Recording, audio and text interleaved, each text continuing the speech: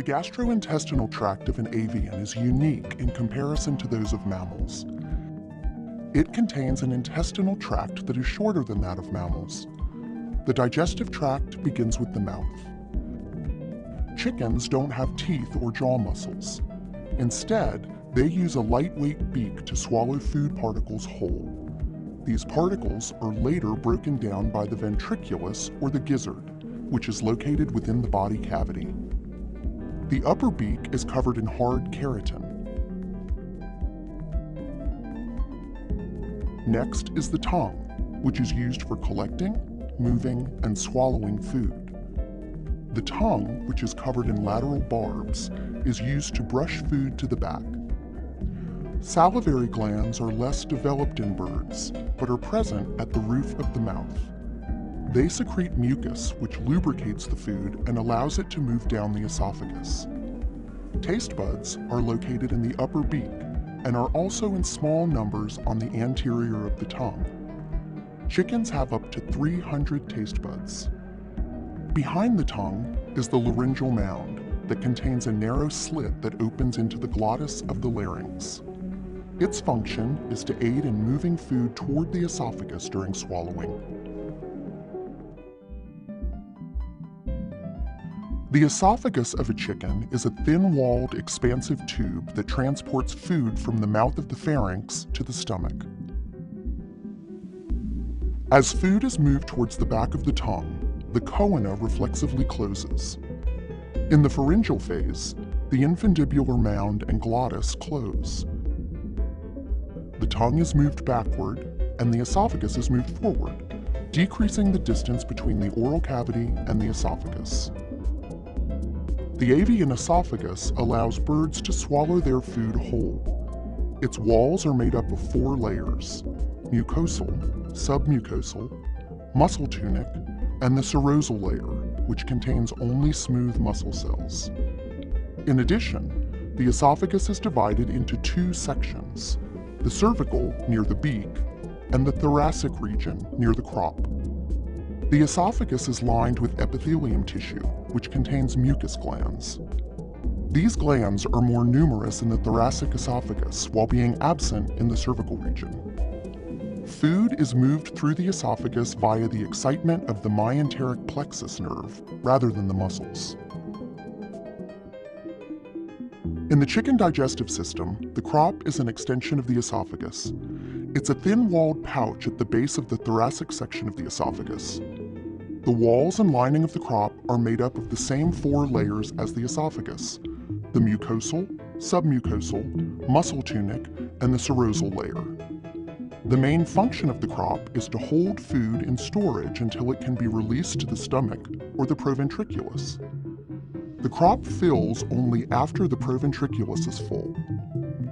Food can remain in the crop for up to 12 hours until it is transferred via peristaltic action. No actual digestion takes place in the crop, as there are no digestive chemicals secreted there to begin the process. However, softening and swelling of the feed will occur during the storage time. This can lead to a condition called sour crop, where the contents of the crop ferment and a bacterial yeast infection can occur. After the food leaves the crop via peristaltic action, it moves into the proventriculus. Also known as the true stomach, the proventriculus is where actual digestion begins. The walls of the proventriculus are thick and composed of 5 layers. A muscle layer, itself composed of 3 individual layers, a thick layer of glandular tissue, and the inner mucous membrane layer. The glandular tissue produces secretions which begin the process of digestion. These secretions include hydrochloric acid, which lowers the pH of the digestive system and food mixture, the enzyme pepsin, which helps break down protein, and the hormone gastrin, which stimulates gastric and pancreatic juice production. The acid and digestive enzymes in the proventriculus break down food more significantly than the enzymes secreted by the salivary glands. But at this point, the food has not yet been ground, only softened before it moves to the gizzard. The gizzard, or ventriculus, is the muscular stomach where the grinding of food takes place. After being softened by the proventriculus, food moves into the gizzard. It's a round organ with two lobes, one larger than the other. Each surface of the gizzard is covered by a shiny layer of tendinous tissue, which is thicker at the center and thinner out by the edges. Under this outer layer are located very powerful masses of red muscle. The inner surface is lined with a creamy-colored, thick, horny tissue raised in ridges. This surface acts as the bird's teeth and is made up of a strong keratinized material called choline that is able to withstand the potentially damaging effects of the hydrochloric acid and pepsin coming from the proventriculus and the muscular action of grinding food. As the choline wears down from the grinding action, glands in the gizzard produce more choline that passes to the surface where it hardens to replace the worn tissue. Though the gizzard consists of very powerful muscles, it alone can't pulverize everything the typical bird eats. Grit and small rocks are picked up as birds peck and feed. This mineral matter accumulates in the gizzard, and the particles help pulverize the seeds and grain. Once the food is ground, it passes into the small intestine. Feed passes from the gizzard into the small intestine where digestion and absorption occur. The small intestine of a mature chicken is more than 4.5 feet in length and has 3 distinct areas: the duodenum, or the duodenal loop, where the pancreas lies in the center, the jejunum, and the ileum. Collectively, the jejunum and ileum are called the lower small intestine.